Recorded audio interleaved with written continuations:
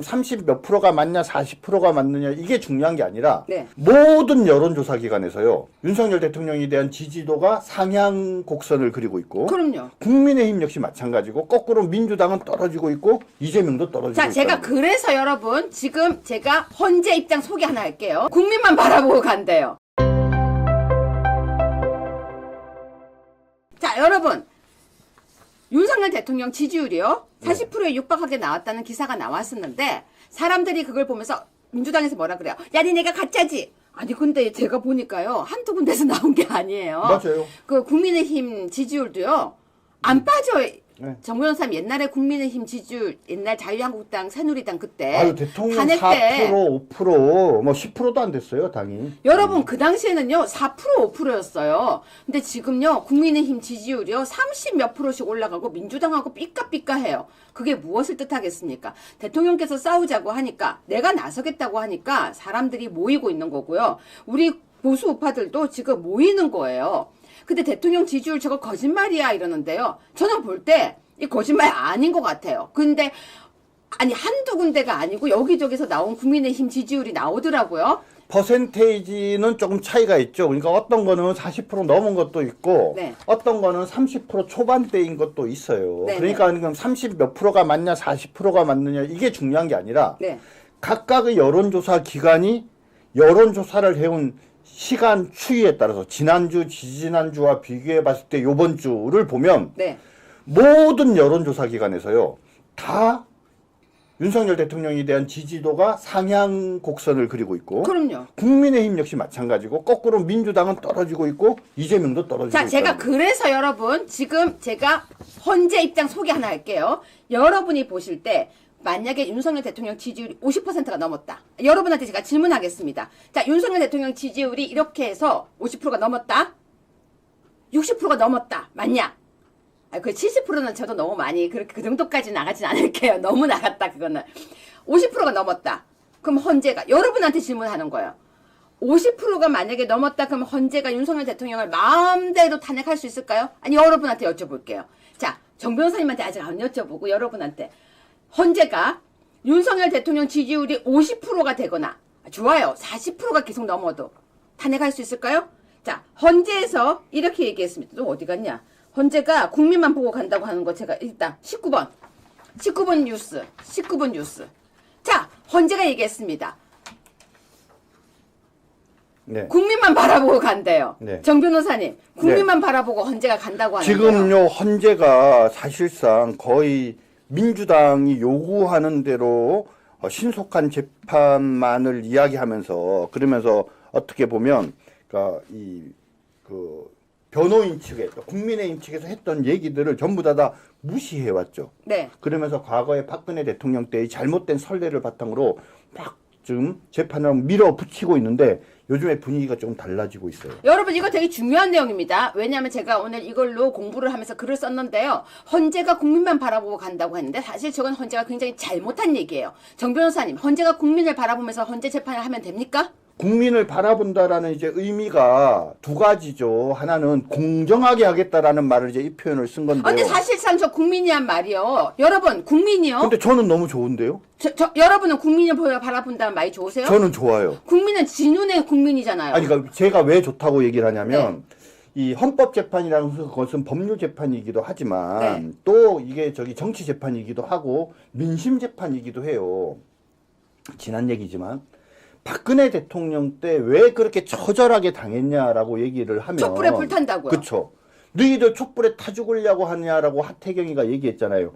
많은 사람들이 대통령이 열심히 나서지 않고 내용도 잘 모르고 사람들이 어버어버 하다가 일방적으로 너무 소극적으로 당했죠. 많은 사람들이. 그러니까 뭘 제대로 도와주지도 못하고 대응도 못하는데 박근혜 대통령조차도 직접적으로 나서서도 저항하지 않으신 상황이다 보니까 당시의 여론이 별로 안 좋았어요.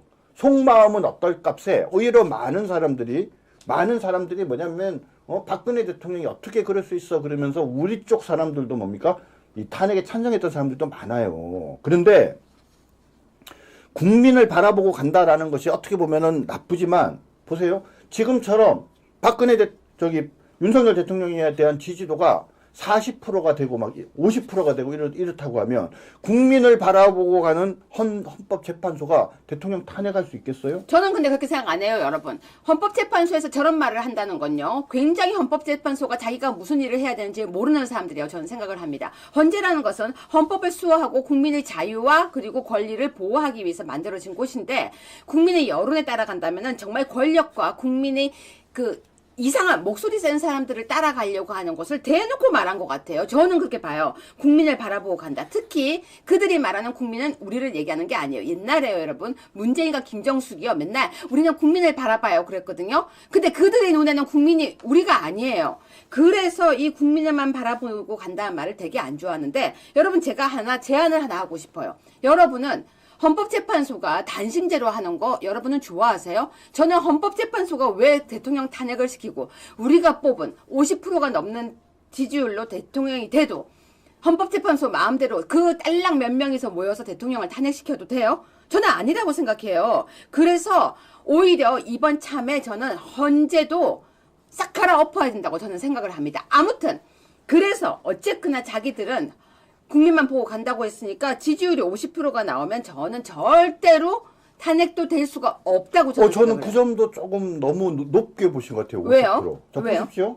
3분의 2가 찬성을 해야 되잖아요. 네네. 그러니까 그거를 헌법재판관만 보지 말고요. 네. 국민의 3분의 2 이상이 찬성을 하면 네. 이라고 그냥 아까 말씀드렸지만 사실 뭐 국민의 여론만을 갖고 보는 건 아니지만 네네. 예전에 박근혜 대통령과 비교해 볼 때 현재 우리가 40%가 넘는 상황인데 네. 자 국민의 3분의 2 이상이 윤 대통령에 대한 탄핵을 찬성한다면 네. 이 헌법재판소 재판관들도 그 정도 따라갈 가능성이 있죠. 근데 거꾸로 그죠?